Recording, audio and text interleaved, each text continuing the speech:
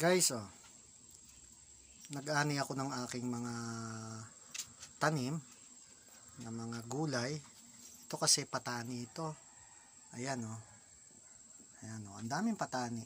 Biniyayaan ako ng maraming ani patani. Ayan yung mga balat niya na ginagawa ko na.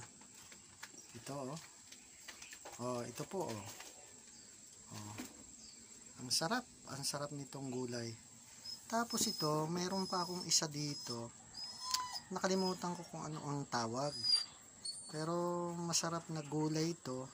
Nakita nyo violet yung gilid.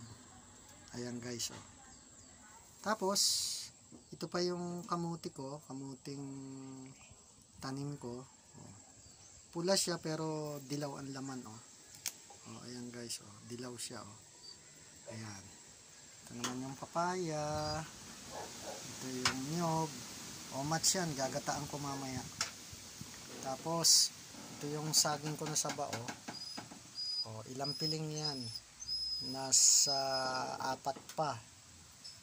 So, yung mga tanim ko sa bukid, ayan, inaani ko na. Nakakatuwa naman kapag ka nagtatanim ka tapos inaani mo. Itong kamote, lalaki pa yan.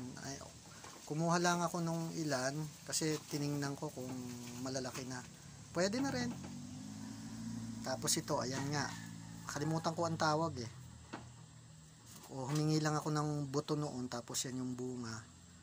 Alam ko sa ginisa rin yan at saka sa mga panlaga. Meron din. Ito naman sa sa parang sinasahog din to sa lumpia bang sariwa or ano.